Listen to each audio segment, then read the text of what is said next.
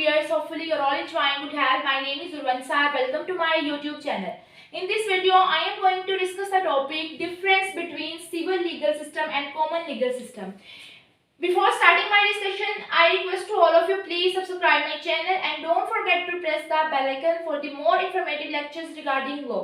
तो आइए स्टार्ट करते हैं अपना आज का टॉपिक। सबसे पहले देखते हैं कि लीगल सिस्टम का क्या रोल होता है, क्या पर्पस होता है। तो किसी भी स्टेट का जो लीगल सिस्टम है, इसका मेन पर्पस यही होता है कि जस्टिस प्रोवाइड करना। अब जस्टिस किसे कहते हैं, मतलब अगर किसी भी पर्सन के राइट इन्फ्रिंज हो रहे हैं तो उसको उसके राइट्स देना। अब जो राइट के रेसिप्रोकल में ड्यूटीज होती हैं, ये भी देखना है कि वो बंदा अपनी जो ड्यूटीज हैं उसको परफॉर्म कर रहा है, उसको फुलफिल कर रहा है। तो यहाँ से हमारा स्टार्ट होता है डिफरेंस सिविल लीगल सिस्टम का और कॉमन लीगल सिस्टम का। सबसे पहले हम नेचर देखते हैं लीगल सिस्टम की। तो सिविल लीगल सिस्टम जो है वो ओरिजिनेट हुआ है यूरोप से डेवलप हुआ है। मतलब ये ड्राइव हुआ है रोमन एम्पायर से, और मतलब सबसे पहले रोमन स्टेट बनती है, वहां पर फिर डिफरेंट रूलर जो है वो रूल करते हैं। जो सिविल लीगल सिस्टम है, इसमें जो लॉज है वो कोडिफाइड फॉर्म में होते हैं, कोड में लिखे होते हैं, लेजिस्लेटर्स ने ये लिखे होते हैं, जो लॉ मेकिंग बॉडी है, और जजेस इन्हीं कोड को देखते हुए फिर अपना डिसीजंस देते हैं। अब जो कॉमन लीगल सिस्टम है, इसके अंदर ये जो डिवेलप हुआ है, ड्राइव हुआ है इंग्लैंड से, और characterized by case law which is developed by judges through decisions of court। ये कॉमन लीगल सिस्टम जो सा है ये इंग्लैंड के अंदर डिवेलप हुआ, और इसमें ये होता है कि ये प्रेसिडेंट जो है उसको सेट किया होता है। अगर कोर्ट के अंदर कोई भी केस आता है तो इससे पहले जो मतलब उस केस से रिलेटेड जो फैसला दिया गया उसको उस प्रेसिडेंट को देखते हुए जज जो है वो फैसला देता है। अब नेक्स्ट नेचर हम देखते हैं कि रोल ऑफ जज क्या है, यानी कि सिविल लीगल सिस्टम के अंदर और कॉमन लीगल सिस्टम के अंदर जो जज का रोल है वो क्या होता है। जो सिविल लीगल सिस्टम है, इसके अंदर जो जज का रोल होता है वो एक्टिव होता है। मतलब एक्टिव इस तरह कि जो इसके अंदर इन्वेस्टिगेशन का सारा काम, क्रॉस एग्जामिनेशन के हवाले से, हियरिंग के हवाले से जो सारी पावर्स होती हैं वो जज के पास होती हैं, और जो प्रोसिक्यूशन और डिफेंस है उसका कोई खास रोल नहीं होता, उसका पैसिव रोल होता है। और अगर हम कॉमन लीगल सिस्टम की बात करें तो इन common legal system lawyers role is active, यानी कि कॉमन लीगल सिस्टम के अंदर जो लॉयर्स का रोल होता है वो एक्टिव होता है। लॉयर सारी इन्वेस्टिगेशन करता है, दोनों पार्टीज के जो आर्गुमेंट्स है वो उस पे आर्गुमेंट्स करता है। तो जो लॉयर्स है उनका जो रोल है वो एक्टिव होता है कॉमन लीगल सिस्टम के अंदर। जज का जो रोल होता है कॉमन लीगल सिस्टम के अंदर वो पैसिव होता है। देन हम कंट्रीज देखें तो किन किन कंट्रीज के अंदर जो है वो सिविल लीगल सिस्टम एग्जिस्ट कर रहा है, और किन कंट्रीज के अंदर, स्टेट्स के अंदर कॉमन लीगल सिस्टम एग्जिस्ट कर रहा है। तो जो यूरोपियन कंट्रीज है, यूरोप और अफ्रीकन कंट्रीज और स्पेन, चाइना, जापान, जर्मनी, इनके अंदर जो है वो सिविल लीगल सिस्टम एग्जिस्ट करता है। और जो यूनाइटेड स्टेट्स हैं, इंग्लैंड है, ऑस्ट्रेलिया, पाकिस्तान, इंडिया, इनके अंदर जो है वो कॉमन लीगल सिस्टम एग्जिस्ट करता है। देन देखते हैं रिलायंस ऑन द प्रेसिडेंट। अब जो सिविल लीगल सिस्टम है इसमें जो है वो प्रेसिडेंट का कोई रोल नहीं होता।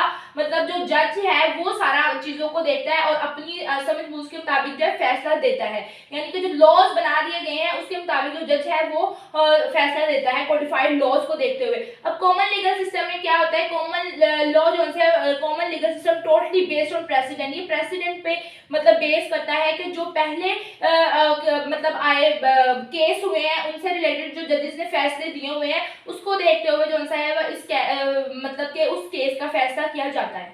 अब हम इंक्विजिटोरियल और एडवर्सरियल सिस्टम देख लेते हैं। सिविल लीगल सिस्टम यानी कि जो सिविल लॉ कंट्रीज है वहां पे जो है वो इंक्विजिटोरियल सिस्टम को फॉलो किया जाता है, और जो कॉमन लॉ कंट्रीज है वहां पे एडवर्सरियल जो लीगल सिस्टम है उसको फॉलो किया जाता है। अब देख लेते हैं कि इंक्विजिटोरियल और एडवर्सरियल लीगल सिस्टम क्या है। इंक्विजिटोरियल लीगल सिस्टम ये होता है कि जिसमें जो जज है उसका एक्टिव रोल होता है, और जज जो है वो किसी भी केस में पार्टिसिपेट करता है बट रिमेन्स फेयर, लेकिन फेयर रहता है। अब जज जो है वो एक्टिव रोल प्ले करता है इन्वेस्टिगेशन के अंदर। किसी के अंदर भी जो मतलब पार्टीज होती हैं, प्रोसिक्यूशन और डिफेंस, इनका कोई खास रोल नहीं होता, वो पैसिव रोल होता है इनका। अब हेयरिंग के हवाले से, क्रॉस एग्जामिनेशन के हवाले से जो पावर्स होती हैं वो जज के पास होती हैं, और इंक्विजिटोरियल सिस्टम में इन्वेस्टिगेशन पे बहुत ज्यादा जोर दिया जाता है। तो मतलब कब कौन सा विटनेस बुलाना है, कब कौन सा ऑर्डर देना है, ये सारे मामला अदालत यानी जज के पास होते हैं। इसमें जुडिशियल प्रेसिडेंट, जो अदालतों के पुराने फैसले इनको नहीं देखा जाता, यानी इसमें जज खुद का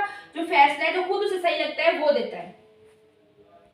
अब हम देखते हैं जो कॉमन लॉ कंट्रीज है वहां पे जो है वो एडवर्सरियल लीगल सिस्टम होता है। अब देखते हैं कि एडवर्सरियल लीगल सिस्टम क्या है। एडवर्सरियल जो लीगल सिस्टम है इसमें ये होता है कि अदालत, जज या जूरी बोले, इनका जो रोल है वो एज अ रेफरी होता है, अंपायर की तरह होता है। ये अंपायर की तरह काम करते हैं और जो दो पार्टीज हैं वो आपस में लड़ाई करती हैं, अपना मुकदमा पेश करती हैं और अपनी अपनी कहानी सुनाती हैं। इसमें दोनों पार्टीज जो स्टेट और यानी कि जो प्रोसिक्यूशन और डिफेंस है, इसमें दोनों पार्टीज अपना अपना केस जो है वो कॉन्टेंस कर रही होती हैं और इसमें जो कोर्ट का रोल है वो पैसिव होता है। और ये कॉमन लॉ और कंट्रीज के अंदर हमें नजर आता है, जैसे कि अफगानिस्तान, ऑस्ट्रेलिया, पाकिस्तान, इनमें ये जो है एडवर्सरियल सिस्टम हमें नजर आता है। अब जो एडवर्सरियल है इसमें वकला का जो किरदार है वो बहुत एक्टिव होता है। इसमें जज जो है वो जजमेंट देते हैं, वो डिपेंड करती है हेयरिंग के ऊपर और जो इनके सामने एविडेंस पेश किए जा रहे होते हैं उसके ऊपर, और किस तरह क्रॉस एग्जामिनेशन होती है, मतलब लॉयर्स जो के आर्गुमेंट्स की बुनियाद पे जज जो सा है वो अपना फैसला देता है।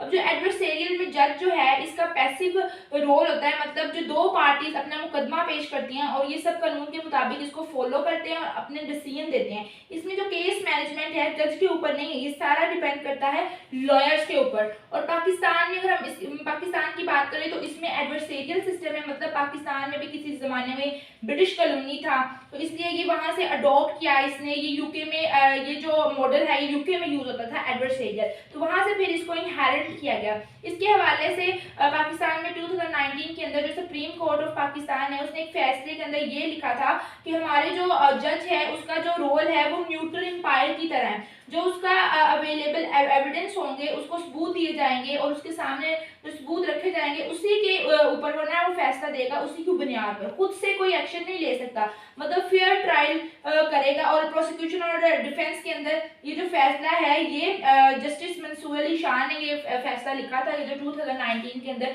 सुप्रीम कोर्ट में आया था। तो ये था सिविल लीगल सिस्टम और कॉमन लीगल सिस्टम के अंदर डिफरेंस। ये एक इंपॉर्टेंट क्वेश्चन है और यहाँ तक आज का मेरा लेक्चर था। होप सो आपको अच्छा लगे। फर्स्ट से लेके लास्ट तक मेरी वीडियो जरूर देखिएगा। Thank you so much.